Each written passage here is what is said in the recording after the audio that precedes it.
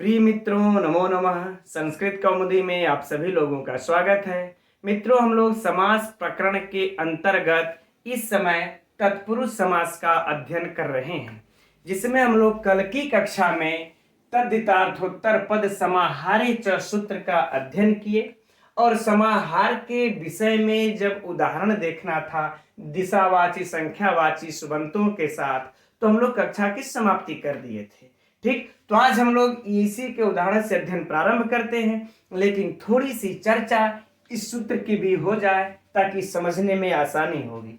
तो देखिए, यह सूत्र क्या कर रहा है? तद्धितार्थो अर्थात तद्धित के अर्थ का विषय होने पर, फिर कर रहे हैं उत्तर पद परे होने पर, और समाहारे समाहार का विषय होने पर, यह त्रिविध समास करते हैं। यहाँ पर इन तीनों का विषय होने पर दिशावाची और संख्यावाची सुबंतों के साथ समास होता है।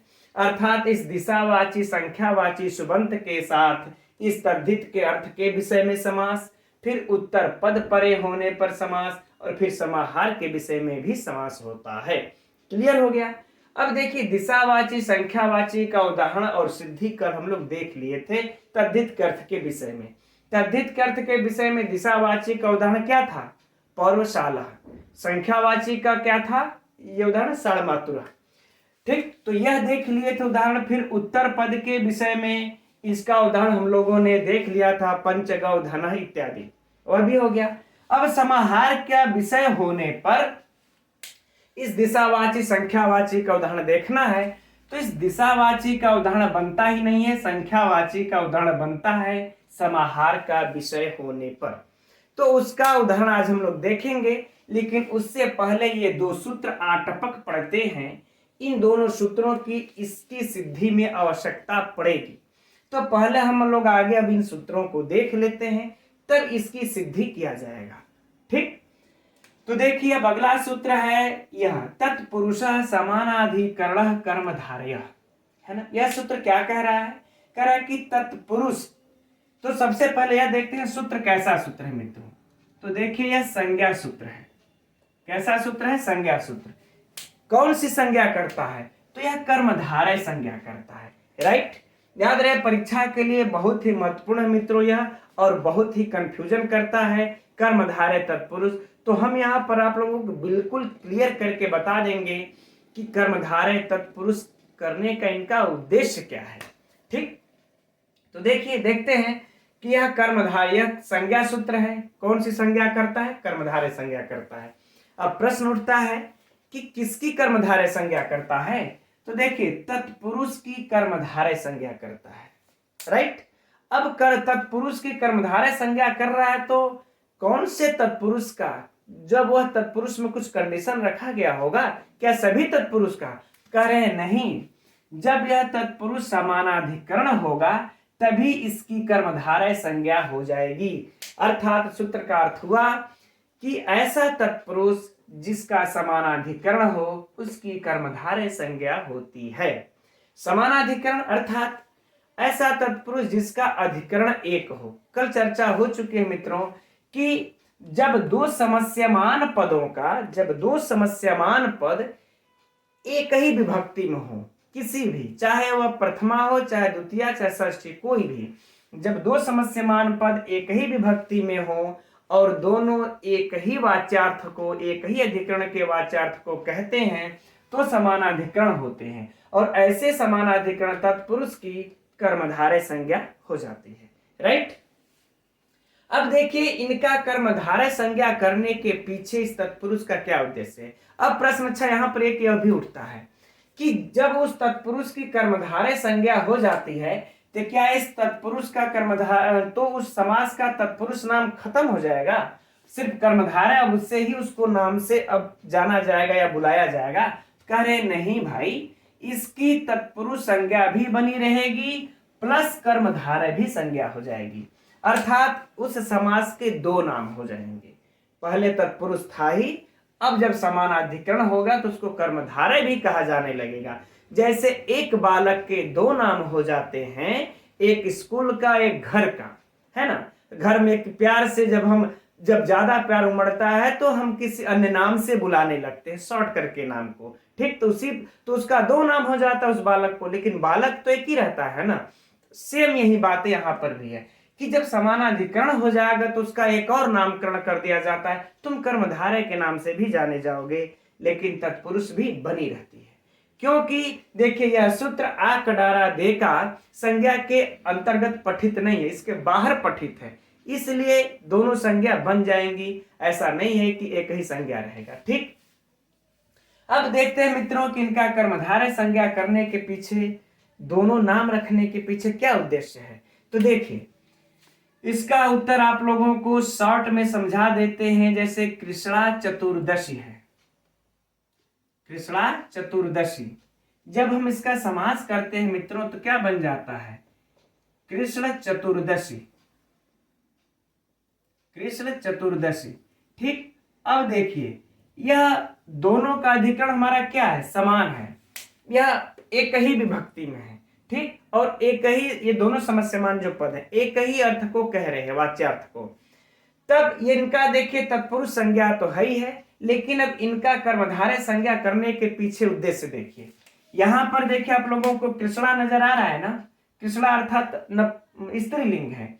अब यहाँ पर देखिए कृष्ण चतुर्दशी हो गया है, अर्थात यहाँ पर पुल्लिंग हो गया है। तो इस पुल्लिंग को करने के पीछे इनका कर्मधारय समास करने का उद्देश्य था। और सूत्र किस सूत्र से करते हैं, सूत्र को देख लीजिए, पुंवत है ना, पुंवत कर्म धारय जातीय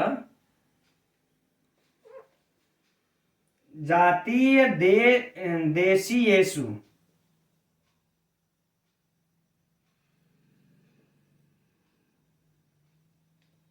ये सूत्र है। ठीक, यह सूत्र क्या करता है, देखिए पुंवत यानी पुल्लिंग कर देता है कर्मधारय में। तो यह सूत्र मित्रों जब भी करेगा तो कर्मधारय में ही इस प्रकार के स्त्रीलिंग को पुल्लिंग में करेगा। तो जब जरा सोचिए, अगर महर्षि पाणिनि इसकी इस समानाधिकरण को इस कर्मधारय नाम रख करके यह वाला सूत्र नहीं लिखते तो यह कैसे पुल्लिंग होता, कृष्णा चतुर्दशी न बन जाता, कृष्ण चतुर्दशी न बन करके तो यह अनिष्ट रूप बनता। इसीलिए कह दिए कि जब समानाधिकरण होगा तब इसको हम कर्मधारय समास नाम हम दे देते हैं। अब कर्मधारय हो गया तो जहां जहां पर कर्मधारय होगा ऐसी कंडीशन आएगी, उसके पुल्लिंग को यह, अरे उसके स्त्रीलिंग को यह पुल्लिंग कर देगा।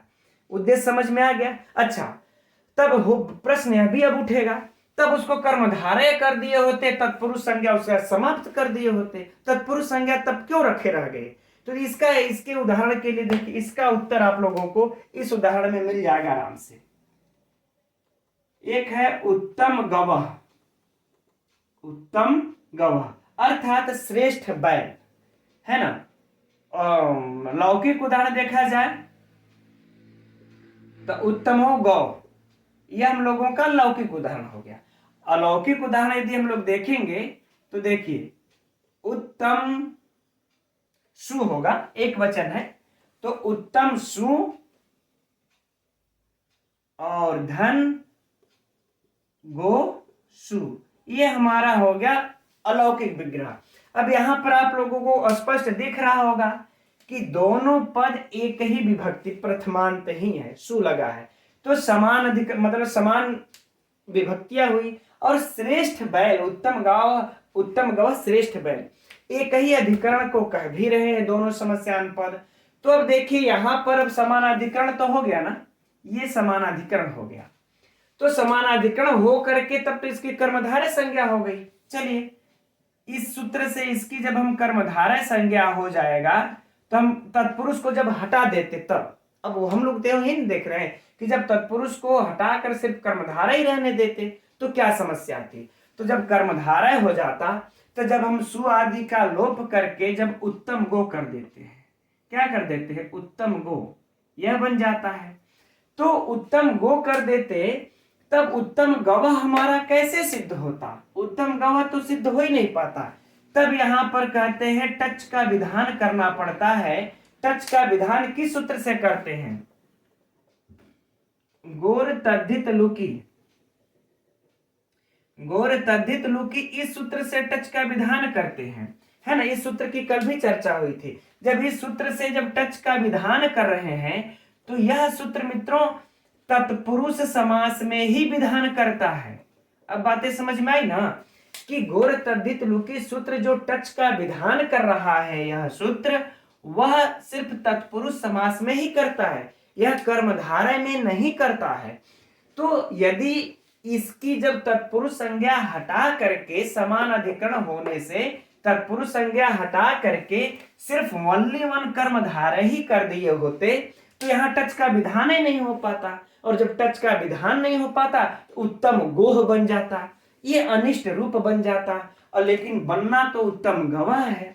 तब टच का विधान कर देंगे तो टच में से सब लोप होकर के क्या बचता है, यहाँ पर अ बचता है। ठीक, अब यहां पर हमारा एचो वयावा सूत्र लग करके ओ को अब आदेश हो करके क्या बन जाता है, उत्तम गव। फिर सुआदि की उत्पत्ति करके हम उत्तम गव बना लेते हैं। आई बातें समझ लेना। तो यदि अब पाणिनि के सामने समस्या हो गई थी, यदि हम इसको कर्मधारय हटा करके तत्पुरुष से, अरे हम इसको तत्पुरुष हटा करके बस यदि इस कर्मधारय को इसका नाम रख देते हैं तो यह टच का विधान नहीं कर पाते हैं, और यदि कर्मधारय नहीं करते हैं सिर्फ हम तत्पुरुष ही किए रहेंगे तो हम ऐसे शब्दों का पुल्लिंग नहीं कर पाएंगे, है ना, स्त्रीलिंग शब्दों का पुल्लिंग नहीं पर ये कर पाएंगे। तो महर्षि पाणिनि ने बीच का रास्ता निकाले और कहे कि चलो ठीक है, इसकी तत्पुरुष संज्ञा भी रहेगी और कर्मधारय संज्ञा भी रहेगी। जब दोनों रहेगी तो तत्पुरुष वाला जो काम करना होगा, जो भी आदेश करना होगा, लोप करना होगा, विधान करना होगा, वो कर लेना, और जब हम कर्मधारय भी नाम रखे हैं तो जो जो कर्मधारय के नाम से करना होगा ये विधान या आदेश, वो सब भी कर लेना। अब बातें समझ में आ गई मित्रों ना। अगर कोई कह दे उत्तम गवाह में अब कौन सा समास है, तो इस तरह के से देखिए, तो यह आपका ये समानाधिकरण होने से कर्मधारय भी हो जाएगा, और जो है कि तत्पुरुष संज्ञा तो यहाँ पर तत्पुरुष बना ही है। अब इनका आप लोगों को मैटर तो समझ में आ गया होगा। अब देखिए हम लोग अब आगे बढ़ते हैं संख्या पूर्व दिगु सूत्र की तरफ। तो अगला सूत्र है मित्रों अब संख्या पूर्व दिगु। देखिए महर्षि पाणिनि इस तत्पुरुष समास का एक संज्ञा कर्मधारय करके अन्य संज्ञा एक कर्मधारय संज्ञा करके कुछ कार्य कुछ सिद्धियां को तो इन्होंने पूर्ण कर लिया, लेकिन अभी भी कुछ कार्य कुछ ऐसी सिद्धियां थी जिसको कि कर्मधारय पूर्ण नहीं कर पा रहा था। इसलिए महर्षि पाणिनि को इस तत्पुरुष समास का एक और संज्ञा करना पड़ा, एक और सूत्र लिखना पड़ा, संख्या पूर्व दिगु। अब आइए देखते इस सूत्र को। यह कैसा सूत्र है मित्रों, तब अब देखिए संज्ञा सूत्र है। कौन सी संज्ञा करता है, दिगु संज्ञा करता है। कौन सी संज्ञा करता है, दिगु संज्ञा। यह बहुत ही परीक्षा के लिए महत्वपूर्ण प्रश्न है मित्रों, इसे अपनी नोट्स में अपनी पुस्तक में नोट कर लीजिएगा, क्योंकि पूछता है परीक्षा में दिगु संज्ञा का विधान करने वाला सूत्र कौन है। ऑप्शन में संख्या पूर्व दिगु देगा, दिगुश्च देगा, दिगुरेक वचनम देगा, तो कंफ्यूज हो जाते हैं, इसलिए इसे नोट कर लीजिएगा एकदम। ठीक, चलिए यह दिगु संज्ञा करता है। किस कंडीशन में दिगु संज्ञा करता है, कहता है संख्या पूर्व दिगु। यदि संख्या पूर्व में होगा तब, संख्या पूर्व में होगा तब, लेकिन कहां संख्या पूर्व में होगा तब, कह रहे हैं कि जब तद्धित के अर्थ का, जो ऊपर त्रिविध समास है ना तीनों, कह रहे यदि जब तद्धित के अर्थ का विषय होगा तब, और उत्तर पद परे होगा तब, और समाहार का अर्थ होगा तब। इन तीनों के अर्थ में जब त्रिविध समास, इन तीनों में से कोई भी हो, समास हो रहे हैं, और इनके तीनों के प्राप्त होने पर, समास होने पर यदि पूर्व में संख्या अगर प्राप्त हो जाती है तो फिर उसकी दिगु संज्ञा हो जाती है। क्लियर। अब प्रश्न उठता है कि यदि दिगु संज्ञा उसकी हो गई तो क्या यह तत्पुरुष जो संज्ञा हुआ रहेगा वो समाप्त तो हो जाएगा। तो कह रहे नहीं भाई, तत्पुरुष संज्ञा तो उसका बना ही रहेगा। अगर तत्पुरुष हटा करके यदि हम दिगु कर देंगे ना तो सारा कार्य ही चौपट हो जाएगा। आइएगा हम लोग सिद्धि में देखेंगे कि तत्पुरुष वही गोर तद्धित लुकी वाला सूत्र आएगा काम में, है ना। कि अगर तत्पुरुष हटा देते तो कहाँ समस्या होती। ठीक, तो ये चीज हम लोगों को नोट कर लेना है कि तत्पुरुष के साथ साथ उसकी द्विगु संज्ञा भी बनी है ना। अब आइए सिद्धि करने से पहले कुछ और सूत्र हैं, उसको देख लेते हैं हम लोग। अब अगला जो सूत्र है मित्रों है दिगुरेक वचनम, है ना, दिगुरेक वचनम। अब यह सूत्र क्या कहता है? कहता है कि जब दिगु, यह विधि सूत्र है ना, विधि सूत्र है, नोट कर लीजिएगा। यह विधान कर रहा है, क्या किसका विधान कर रहा है? तो यह एक वचन का विधान कर रहा है। दिगु एक वचन हो, लेकिन कब एक वचन हो? कह रहे जब इस समाहार अर्थ में जब होगा ना, इस समाहार अर्थ में जब होगा तब वह एक वचन होगा। बस ये आकर के इतना ही कह रहा है। अगर एक है दिगु मतलब तो नहीं, समाहार अर्थात बहुत सारा हो गया तो यह एक वचन में हो जाएगा, राइट। अब फिर अगला सूत्र आकर के कहते हैं कि सनपुंसकम, सनपुंसकम कहते हैं कि यह वह नपुंसक हो। कौन नपुंसक हो? यहां पर यह सूत्र दो को नपुंसक करता है, एक द्विगु समास को भी, एक द्वंद्व समास को भी। तो परीक्षा में अगर पूछे यहाँ पर द्वंद्व समास के सूत्र से नपुंसक लिंग में हुआ है तो सनपुंसकम, और द्विगु समास में भी जब नपुंसक लिंग होता है तो वह जो है कि सनपुंसकम से ही होता है। ठीक है, तो समाहार में याद रहे। और भी सुनिए, जब समाहार में, इसका अर्थ यह भी देखिए विधि सूत्र है, यह भी विधान कर रहा है। किसका विधान कर रहा है? नपुंसक का विधान कर रहा है ना, याद रहे।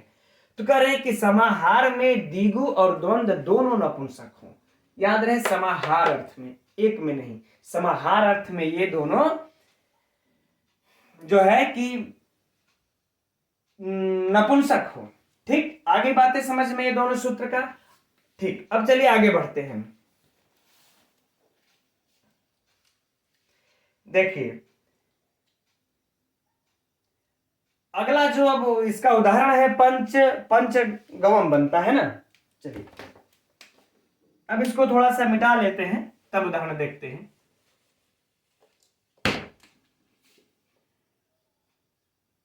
पंचगवम, यही इसका उदाहरण है। इसका अब देखते हैं हम लोग जो है कि लौकिक विग्रह। तो लौकिक विग्रह क्या हो जाएगा? पंचानाम गवाम समाहार,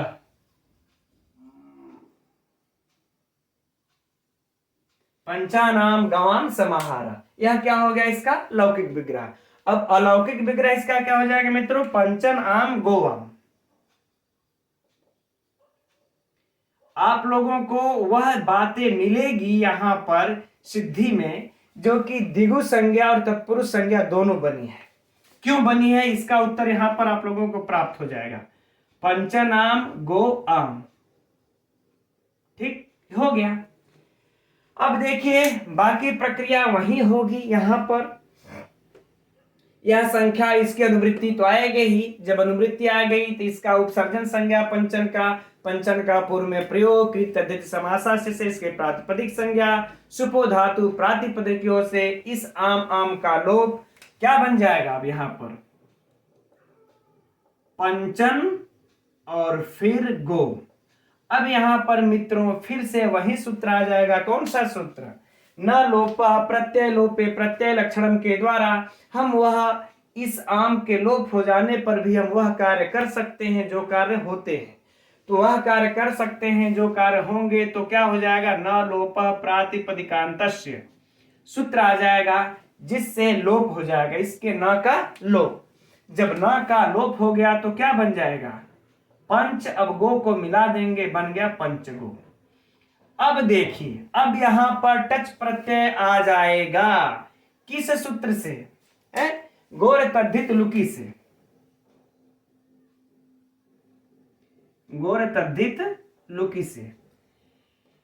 अब देखिए अगर जरा सोचिए कि यदि इसका अगर हम लोग कौन संज्ञा, अगर द्विगु संज्ञा कर दिए होते, अगर यह द्विगु संज्ञक हो गया होता तब तो गोर तद्धित लुकी से टच का विधान हो पाता नहीं हो पाता, क्योंकि याद रहे मित्रों ये सिर्फ तत्पुरुष संज्ञा तत्पुरुष समास में ही टच का विधान करेगा। द्वंद्व में इसको अरे द्विगु में इसको समास करने का टच का विधान करने का अधिकार ही नहीं है।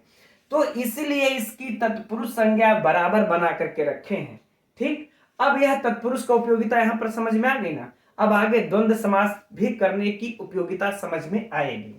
तो चलिए टच में क्या बचा यहां पर अ बच गया। तो अभी जो हम लोगों ने पढ़ा कि अ हो जाने पर एचो वायावह लगेगा, पंच क्या बन जाएगा, पंचगव, पंचगव। ठीक, अब देखिए पंचगव बन गया। तो पंचगवम पाया जाता है समाज में, यह पंचगवम शुद्ध है, पंचगव तो शुद्ध है नहीं।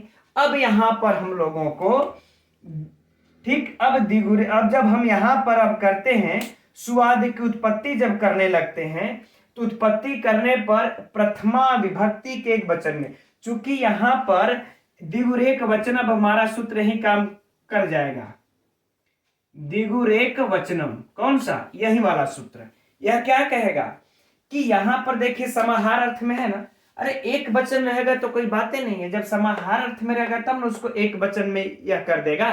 तो एक वचन में ही यह सूत्र ला रहा है दिगुरेक वचनम, क्यों, क्योंकि यह समाहार अर्थ में है।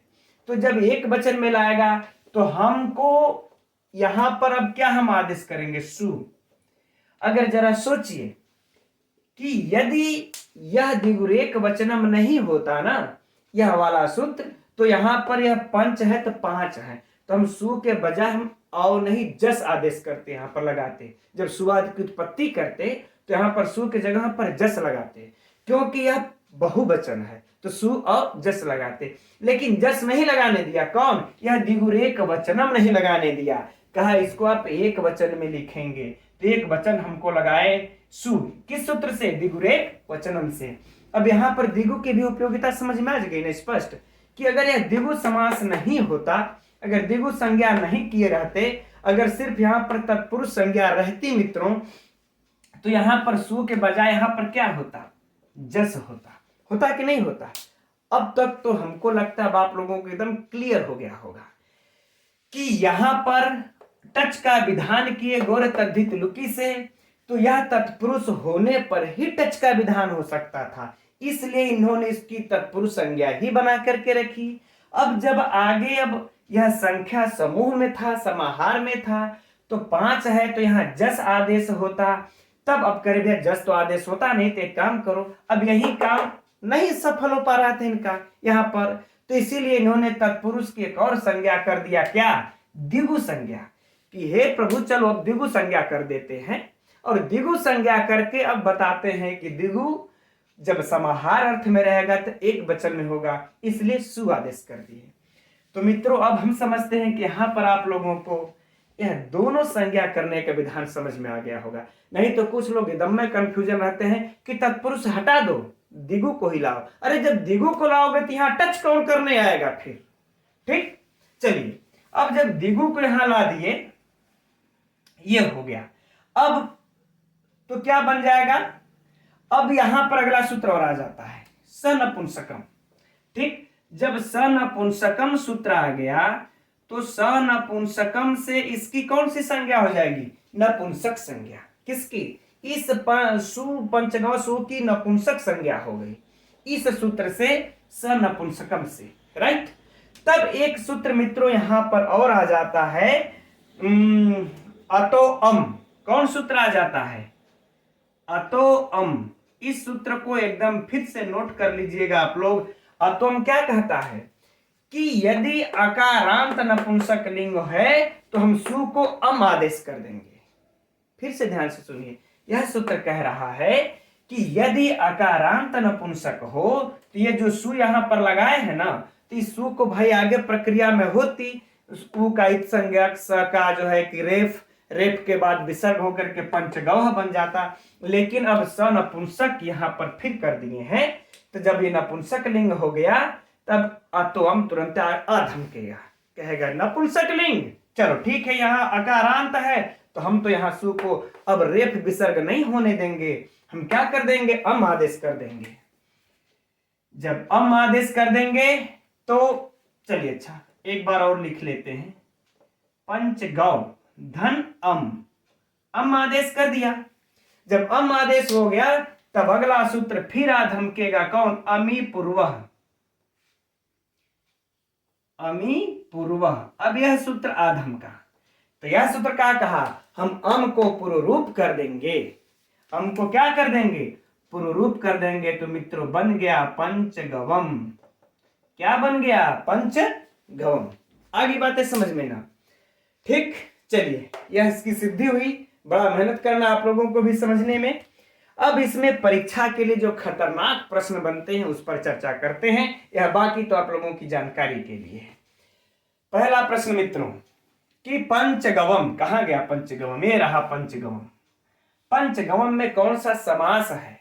कहीं भटकिए मत, द्विगु समास है ना? ऐसा नहीं कि यहां पर हम लोग मार दे तत्पुरुष फलाना ढिमका, नहीं, द्विगु समास मारिएगा यहां पर। अब पंचगवम में किस सूत्र से समास हुआ है? अब यहां बात फंसेगी आप लोगों को परीक्षा में कंफ्यूज करने के लिए कि पंचगवम में किस सूत्र से समास हुआ है। तो दूसरा कोई सूत्र नहीं है मित्रों। यहां पर मैं वहां उस टाइम बताना भूल गया, तद्धितार्थोत्तर पद समाहारे च, तद्धितार्थोत्तर पद समाहारे च, इसी सूत्र से यहां पर समास हुआ है। दूसरा आप लोग मत समझिएगा एकदम, यह बहुत बहुत महत्वपूर्ण प्रश्न है। अगर ये पूछ देगा परीक्षा में तो अच्छे अच्छे लोगों को घुमा करके रख देगा। ठीक, इसी सूत्र से, क्योंकि देखिए यहां पर समाहार का विषय है और यहां पर जो है कि सुबंत है ना? यही ना बोल रहे हैं कि समाहार का विषय होने पर, संख्यावाची शब्द होने पर, तो देखिए समाहार का विषय है, संख्यावाची है, तो समास किससे होगा? इसी से ना होगा, राइट? चलिए, अब ये दो प्रश्न क्लियर हो गया, महत्वपूर्ण। अब अगला प्रश्न इसका, ये लौकिक विग्रह और ये अलौकिक विग्रह, ये तो जनरली है, सबको याद कर लेना है। ये 4 प्रश्न हो गए। अब देखिए 5वां प्रश्न इसमें से जो पूछेगा वह देखिए कि द्विगुरेक वचनम कैसा सूत्र है मित्रों? संज्ञा सूत्र है। अरे नहीं, यह द्विगुरेक वचनम कैसा सूत्र है? तो विधि सूत्र है। संख्या पूर्वो कैसा सूत्र है? द्विगु संज्ञा सूत्र है। संख्या पूर्व द्विगु कौन सी संज्ञा करता है? द्विगु संज्ञा करता है। सन नपुंसकम कैसा सूत्र है? विधि सूत्र है।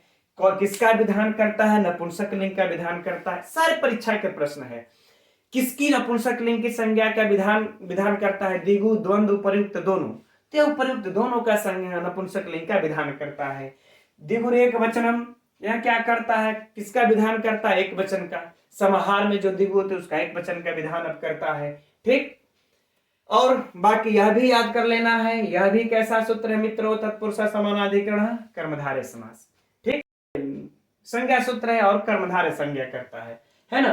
अब इसमें से मित्रों अगर इतना आप लोगों ने समझ लिया तो परीक्षा में इससे बाहर मेरा दावा है कि प्रश्न नहीं पूछेगा। ठीक, चलिए, अच्छा अब इसको हम एक बार आप लोगों को क्लियर करके लिख देते हैं कि कौन कौन से इसके उदाहरण बनते हैं। ठीक है, उसको एक बार थोड़े में लिख देते हैं। तो अब इस विशेषणम विशेषण बहुलम सूत्र को देखा जाए। ठीक, तो मित्रों सबसे पहले देखते हैं कैसा सूत्र है? तो विधि सूत्र है। विधान करता है, किसका विधान करता है? समास का विधान करता है ना? अब आप लोगों के प्रश्न मन में एक प्रश्न उठता होगा कि किस समास का विधान करता है? तो मित्रों 100% आप लोग यह सोच लीजिए किसका विधान करता है? तत्पुरुष का विधान करता है, राइट ना? तत्पुरुष का विधान करता है। अब आप लोग सोच रहे होंगे तत्पुरुष का कैसे विधान अब कर देता है? विशेषण विशेषण है तो इसको तो कर्मधारय होना चाहिए, लेकिन मित्रों यह तो तत्पुरुष का विधान कर देगा, है ना? इसके बाद तत्पुरुष संज्ञा करने के लिए तो आगे वाला सूत्र भी हम लोगों ने जो पढ़े, तत्पुरुष समानाधिकरणय कर्मधारय, ये सूत्र आएगा, तब इसको संज्ञा करेगा। कौन सी संज्ञा? कर्मधारय संज्ञा। लेकिन विधान यहां पर तत्पुरुष का ही हो रहा है, एकदम बिल्कुल याद रखिएगा। ठीक, चलिए अब इसका हम लोग अर्थ देखते हैं कि किस किस किस किस कंडीशन में समास का विधान कर रहा है। तो देखिए, विशेषणम अर्थात विशेषण सुबंत का विशेषण विशेष्य सुबंत के साथ, बहुलम बहुलता के साथ समास करता है। करेक्ट हो गया ना कि विशेषण सुबंत का विशेष सुबंत के साथ, बहुलता के साथ समास होता है। अब यहाँ पर विभाषा की जो निवृत्ति आ रही थी वो खत्म हो गया, अब यहाँ पर बहुल लगा लिए। अब मित्रों प्रश्न उठता है कि बहुल का क्या अर्थ होता है, पहले इसी को समझ लिया जाए, फिर इसका उदाहरण देखेंगे। तो बहुल के मित्रों यहाँ पर 3 अर्थ होते हैं। एक होगा क्वचित प्रवृत्ति, है ना, क्वचित प्रवृत्ति अर्थात कहीं प्रवृत्त होगा, यह कहीं क्या होगा, प्रवृत्त होगा, यह नियम। कहीं प्रवृत्त का मतलब ये जो विशेषण के साथ विशेष का समास होता है, यह नियम कहीं प्रवृत्त होगा, और कहीं जो प्रवृत्त होगा वह क्या होगा, नित्य प्रवृत्त होगा। कहीं प्रवृत्त होगा तो नित्य होगा, और कहीं यदि प्रवृत्त होता है भी है तो यह विकल्प से होगा। किससे होगा, विकल्प से होगा। और कहीं यह प्रवृत्त होता ही नहीं है, और कहीं प्रवृत्त होता ही नहीं है। अब बातें समझ में आ गई ना। ये बहुल के 3 अर्थ होते हैं। क्लियर कि यह बहुलम लगा देने से कहीं हम देखेंगे जब विशेषण विशेष से सुबंत हैं, दोनों समानाधिकरण भी है, तो कहीं तो हमको नित्य समास करना ही करना पड़ेगा, और कहीं पर विशेषण विशेष से सुबंत है तो समास करेंगे विकल्प से, मन किया तो करेंगे, मन किया तो नहीं करेंगे। लेकिन कहीं कहीं अब विशेषण विशेष आ भी गए समानाधिकरण तो भी हमको समास नहीं करना पड़े, समास नहीं करेंगे हम। ठीक, ये बातें हो गई, है ना। अब देखिए, अब हम लोग चलते हैं इसके उदाहरण में। इसका उदाहरण क्या है मित्रों, नीलोत्पलम। हम लोग उस सब का भी उदाहरण देखेंगे, सबका टेंशन मत लीजिए। नीलोत्पलम, लौकिक विग्रह क्या हो जाएगा मित्रों इसका, नीलम उत्पलम, नीलम उत्पलम, राइट। अब इसका अलौकिक विग्रह देख लिया जाए, नील सु धन उत्पल सु, उत्पल सु, है ना। ये हो गया हमारा अलौकिक विग्रह। ठीक, कंडीशन देख लेते हैं।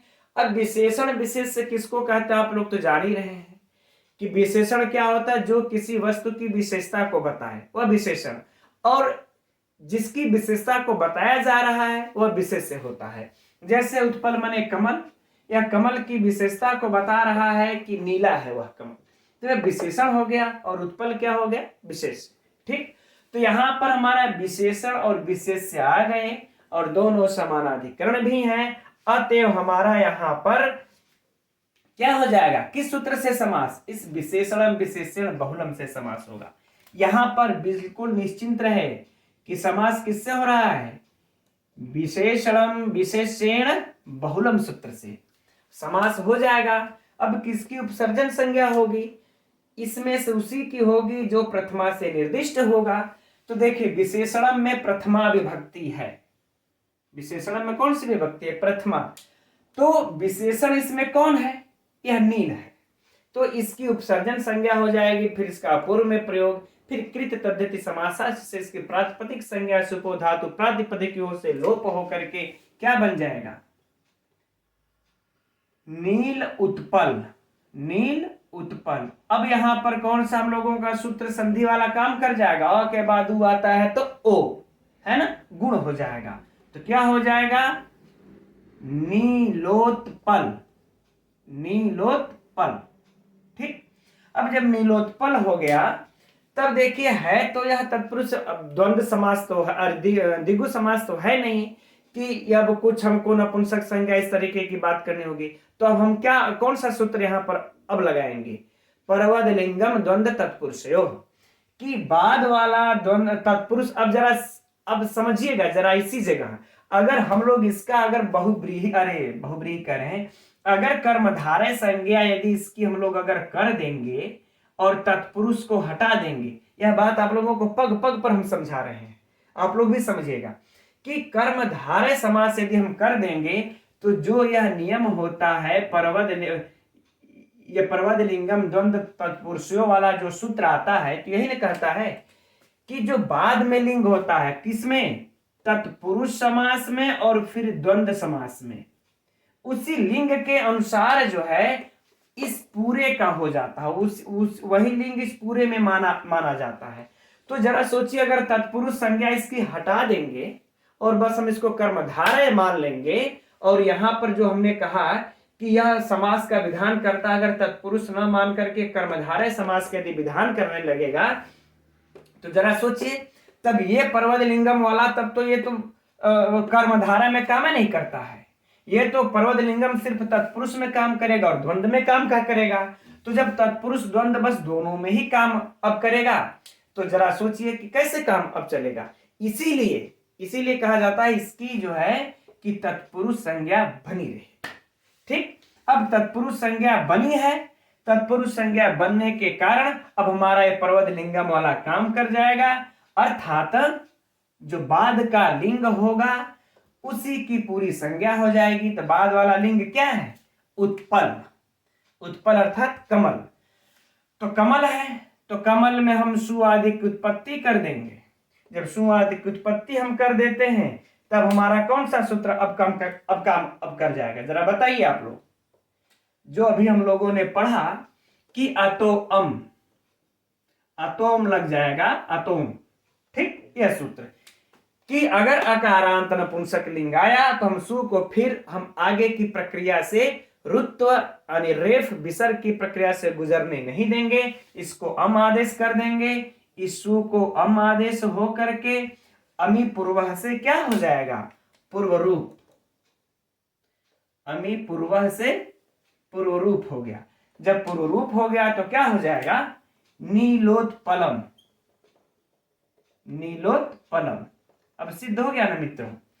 अब तब बात ये आएगी कि अब आप लोग ये सोच रहे होंगे कि तब इसमें कर्मधारय कहाँ गया, है ना। ये तो कर्मधारय समास तो यही हो जाएगा, यहीं पर, चूंकि यहां पर विशेषण विशेष है तो कर्मधारय संज्ञा होगी इसकी, है ना। कर्मधारय फिर कह देंगे क्योंकि यह सूत्र आकर के काम कर जाएगा वह वाला, है ना। तत्पुरुष समानाधिकरण कर्मधारय, कि जिसका समान अधिकरण हो, और ऐसे तत्पुरुष समास की हम कर्मधारय संज्ञा करते हैं। तो जो इसकी कर्मधारय संज्ञा होगी वह मित्रों किस सूत्र से होगी, तत्पुरुष समानाधिकरण कर्मधारय, इस सूत्र से हो जाएगी। अब बातें आप लोगों को हम समझते होंगे एकदम क्लियर हो गया होगा। नहीं तो जरा सोचिए कि अगर तत्पुरुष को हटा दिए रहते तो फिर ये हमारा सुख वम आदेश नहीं हो पाता, अरे ये पर्वत लिंगम वाला सूत्र काम ही नहीं कर पाता। ठीक, अब इसमें से जो परीक्षा उपयोगी जो प्रश्न बनते हैं उसको ध्यान से देखते हैं। पहला प्रश्न मित्रों यह हुआ कि नीलोत्पलम में कौन सा समास है, तो कौन सा लगाएंगे परीक्षा में, कर्मधारय, है ना। अब बाकी पंचायत छोड़ दीजिएगा कि इसमें तत्पुरुष मारे, अरे तत्पुरुष संज्ञा तो बनी है इसकी, हमको सिर्फ ये वाला सिर्फ काम करने के लिए, लेकिन है कौन सा इसमें संज्ञा हुई है, कर्मधारय समास। लौकिक विग्रह अलौकिक विग्रह, ये याद हो गया। अब अगला प्रश्न कि नीलोत्पलम में किस सूत्र से समास हुआ है, तो विशेषणम विशेषण बहुलम सूत्र से समास हुआ है। नीलोत्पलम की किस सूत्र से कर्मधारय संज्ञा हुई है, तब आप कहेंगे कि यह तत्पुरुषा समानाधिकरण कर्मधारय से इसकी कर्मधारय संज्ञा हुई। सब देखिए हम परीक्षा के प्रश्न बता रहे हैं, एकदम बिल्कुल नोट कर लीजिएगा इसको। ठीक, अब बाकी इधर कोई परीक्षा का प्रश्न नहीं बनता है।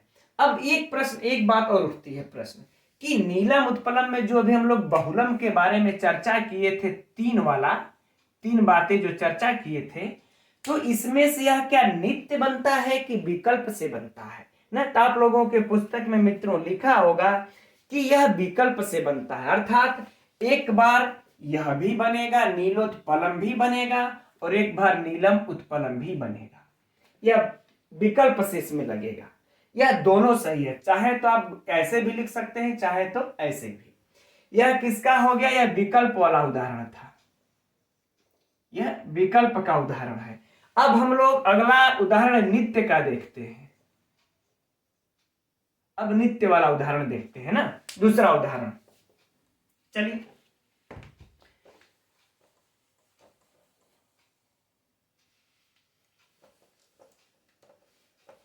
नित्य का उदाहरण में आप लोगों के पुस्तक में मित्रों दिया होगा कृष्ण सर्प। कृष्ण सर्प यह नित्य का उदाहरण है। कृष्ण सर्प, कृष्ण सर्प यह लौकिक विग्रह कृष्ण सर्प।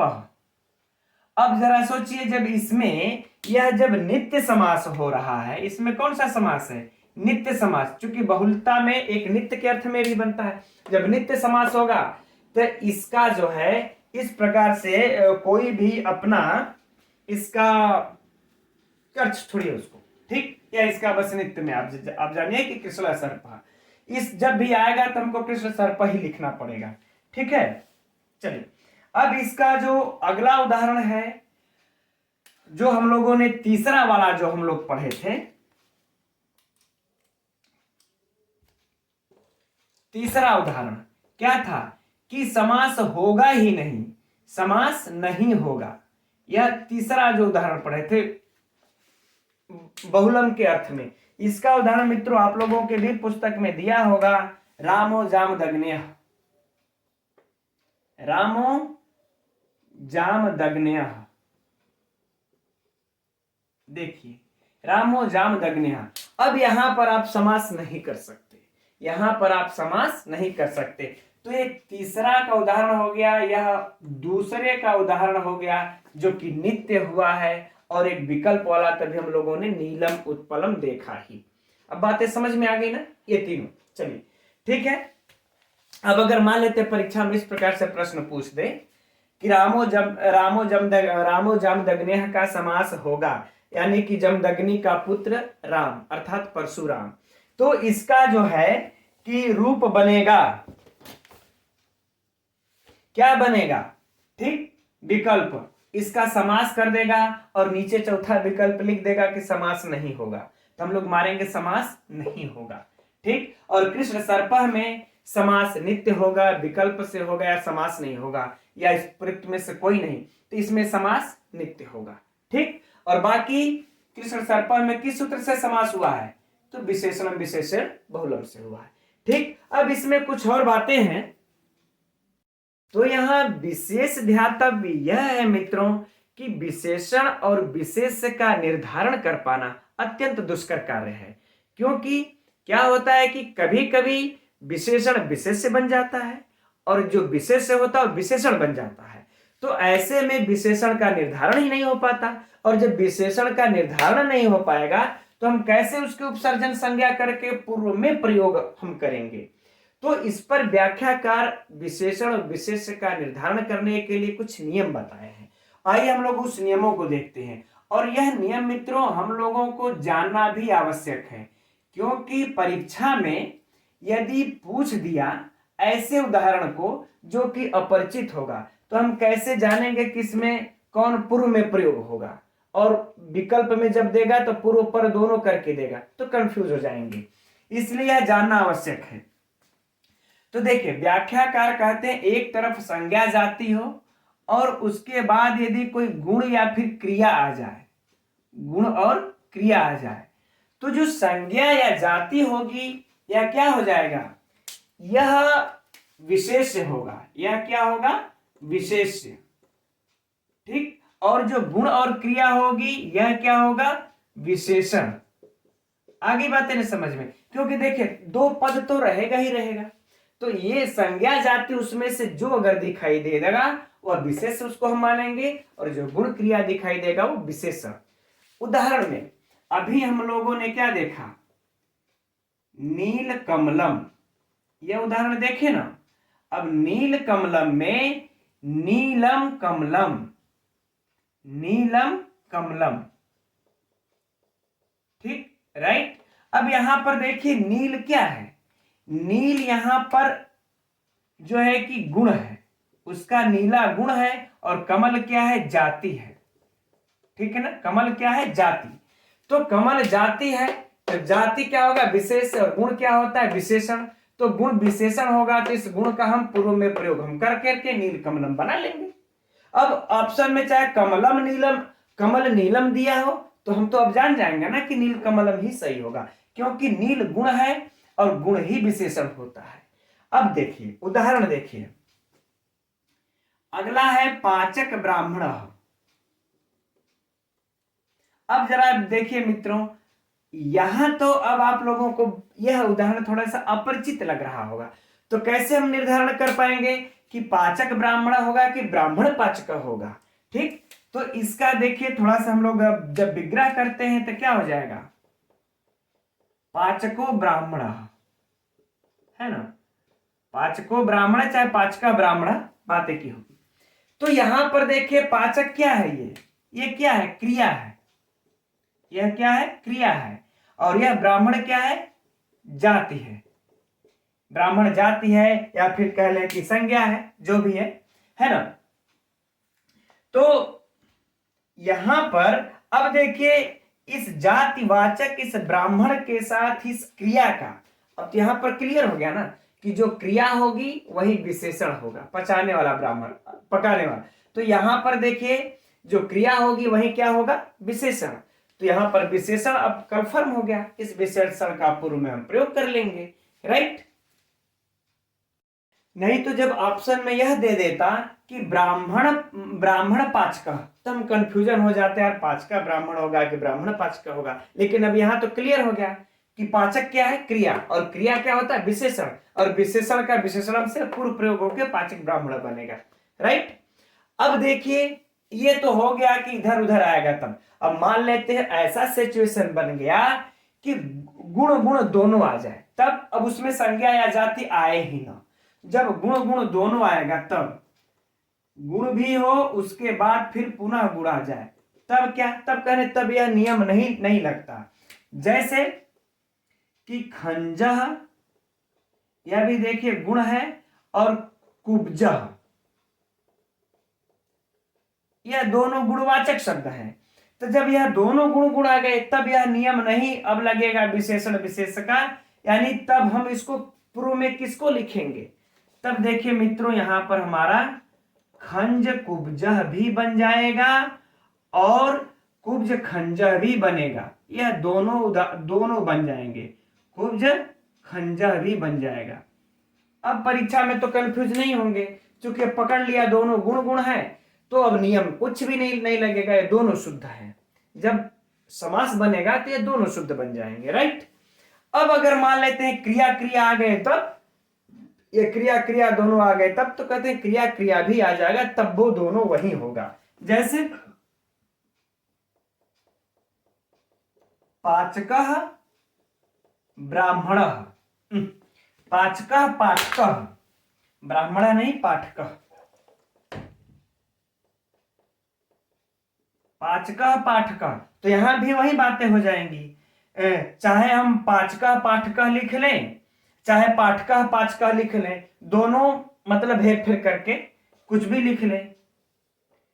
पाठक पाचका भी हम कर सकते हैं और चाहे पाचक पाठका भी कर सकते हैं। ठीक मित्रों, दोनों सही बनेंगे। अब बातें आ जाती हैं कि यदि यहां पर तो ये जो रहा क्रिया क्रिया का रहा, इधर भी क्रिया है और इधर भी क्रिया है। अगर कोई ऐसा आ गया कि गुण क्रिया हो, यानी गुण भी हो क्रिया भी हो, तब भी कह रहे हैं कि यही नियम लगेगा। तब भी मतलब बिना नियम से जिसको चाहे उसको पूर्व में लिख सकते हैं आप, अर्थात समास में दोनों शुद्ध होगा। तो मित्रों यह आप लोगों को समास में जो अपरिचित उदाहरण दे देता है परीक्षा में, और पूर्व में किसका प्रयोग होता है, कंफ्यूज में हो जाते हैं, यह उसके लिए आप लोगों को अत्यंत जानना आवश्यक है। ठीक, अब इससे तो गलतियां नहीं होंगी विशेषण विशेष को पहचानने में। अच्छा, अब एक चीज और नियम है, ये तो संज्ञा जाति गुण क्रिया का नियम हो गया। एक कहते हैं कि जब सामान्य जाति और विशेष जाति वाला आ जाए तो उसमें विशेषण कौन होगा, सामान्य जाति और विशेष जाति का। यहां पर उदाहरण उसका देख लेते हैं। जाति में भी दो ठो आ जाए, एक सामान्य जाति और एक विशेष जाति। तब इसमें कौन होगा? उसका उदाहरण देखिए, आम्र वृक्षा, आम्र वृक्ष कर देते हैं, आम्र वृक्ष, ठीक है। अब आम्र वृक्ष में देखिए यहां पर आम क्या है? यह देखिए विशेष है, यह क्या है? विशेष है, विशेष जाति है इसकी, ठीक।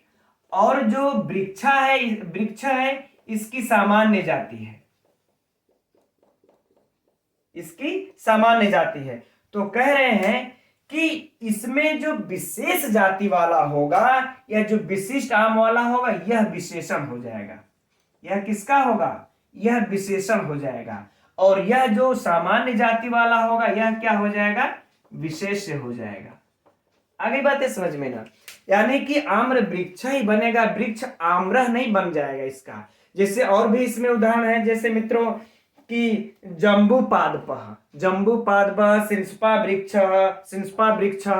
तो इसको हम वृक्ष सिंस्पा नहीं कर सकते, क्योंकि जो सामान्य वाला रहेगा वो विशेष से होगा, तो विशेष को बाद में लिखेंगे और विशेषण को पहले लिखेंगे।